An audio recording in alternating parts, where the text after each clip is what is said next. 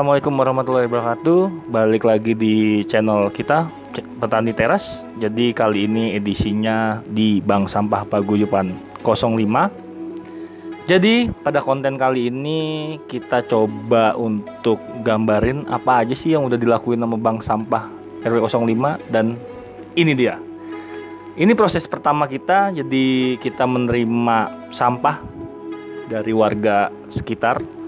Jadi sampah yang selama ini mengotori lingkungan dan tidak terurus, kita menyediakan penampungannya. Dan ini proses pertama kita, yaitu proses penimbangan. Jadi sampah yang kita terima dari masyarakat, kita timbang, dan masyarakat itu sendiri melihatnya berapa sih sampah yang sudah distorkan. Nah, nanti itu kita catat di pembukuan. Jadi setiap nasabah itu mempunyai buku tabungan. Jadi buku tabungan itu bukan hanya bicaranya uang, ternyata sampah juga bisa dijadikan buku tabungan yang bisa kita ambil sewaktu-waktu. Setelah kita menerima data penimbangan dan pencatatan, kita masuk di fase pemilahan dan pembersihan. Nah, di fase yang seperti ini, inilah fungsi pengurus bank sampah. Bagaimana sampah yang telah diterima itu dipilah, mana yang layak untuk dijual, mana yang memang sudah tidak bisa digunakan atau dibuang. Selain itu juga kita harus memisahkan. Misalnya ada botol plastik yang sampulnya kita buang dan botolnya itu yang bisa kita jual. Selain itu juga kita mengecilkan atau meremas bahasanya ya. Jadi nggak usah pikiran kemana-mana. Jadi botol itu kita remas, kita kecilkan. Gunanya apa? Gunanya untuk biar muatnya banyak. Jadi space penempatannya itu tidak terlalu besar, sehingga lebih produktif lagi. Nah, proses pemilahan dan pengepakannya itu yang dilakukan oleh pengurus bank sampah. Jadi pengurus bank sampah itu capek ternyata, tapi kalau niatnya baik, niatnya untuk kebersihan lingkungan dan manfaat orang banyak, saya pikir tidak ada masalah. Makanya kita punya seragam pejuang lingkungan. Di konten ini juga kita akan menjelaskan, mungkin teman-teman juga masih ada yang bertanya-tanya, barang apa aja atau sampah apa aja sih yang bisa diserahkan ke Bank Sampah Paguyuban 05. Di sini saya coba sebutkan beberapa, mudah-mudahan ini bisa jadi teman-teman jadi bisa melihat lagi apa sih yang ada di rumahnya, barang-barang yang tidak terpakai, barang-barang yang menu-menuhin ruangan rumah tapi tidak ada jadi manfaat. Nah, yang pertama tadi tidak sebutkan, tadi ada botol-botol bekas air mineral, baik itu yang bentuknya botol maupun yang bentuknya gelas. Terus ada kardus ini banyak loh, misalnya kardus bekas TV, kardus kulkas, kardus panci, kardus Indomie, dan macam-macam. Pokoknya bentuknya kardus itu pasti punya nilai ekonomi.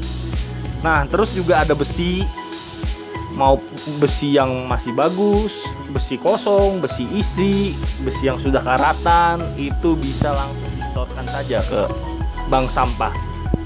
Terus ada tembaga, ada aluminium. Nah, yang paling banyak biasanya kalau di rumah tangga itu bekas-bekas mainan. Itu bentuknya plastik, bentuknya karet atau segala macam, itu bisa disetorkan. Jadi teman-teman di rumah biasanya tuh gudangnya penuh dengan, apalagi kalau yang punya anak banyak, itu kan biasanya mainannya tidak terasa ditaruh aja, ternyata ngumpul, bisa jadi sarang tikus dan segala macam. Itu lebih baik diserahkan saja ke bank sampah yang bisa jadi tabungan teman-teman di rumah. Nah, proses selanjutnya yaitu proses pengepakan. Jadi setelah sampah dipilah, dibersihkan. Bersihkan dalam arti bukan dicuci ya. Kalau dicuci kita jadi kayak ini laundry. Jadi dibersihkan itu maksudnya dipilah, dipisahkan plastik-plastiknya. Misalnya ada kertas, kemarin kalau teman-teman lihat konten kita yang pilah kertas, ternyata buku tulis itu juga dipisahkan dari sampulnya maupun isinya. Nah, setelah proses itu kita proses pengepakan ke karung yang besar. Jadi ini proses pengepakan untuk kita siap jual. Dan lagi-lagi ini teman-teman pengurus bank sampah yang melakukan proses pengemasan itu, sehingga nanti ketika kita bawa ke pengepul atau kita siap jual itu akan lebih mudah untuk ditimbang maupun, nah seperti yang teman-teman lihat. Jadi kalau memang untuk kardus kita tinggal ikat saja, jadi tidak diperlukan lagi karung, karena kalau kardus itu pengepakannya dibilang cukup mudah. Jadi kita tumpuk saja, terus kita ikat. Nah itu nanti fungsinya untuk memudahkan juga si pengepul untuk menimbang dan menyimpannya juga, untuk karena dia jualnya pasti skalanya lebih besar dari bank sampah. Konten ini sekalian kita mengajak lagi ke teman-teman yang nonton di channel kita bahwa sampah selama ini memang jadi masalah yang sangat besar baik di negara kita, di tingkatan nasional maupun di tingkatan lokal. Sebagai informasi, jadi di pemerintahan atau di tingkat Pemda DKI sendiri, gubernur sudah mengeluarkan pergubnya, Pergub 77, untuk setiap wilayah di tingkatan RW melakukan atau mendirikan bank sampah. Jadi sampah ini sudah menjadi masalah di tingkatan. Lakukan setelah kita barang itu dikemas, ini masuk ke pengepul. Jadi di pengepul seperti inilah kita serahkan barang-barang yang sudah kita kumpulkan, sudah kita pilah, sudah kita pisahkan, bahkan kita sudah packing lagi untuk siap dijual.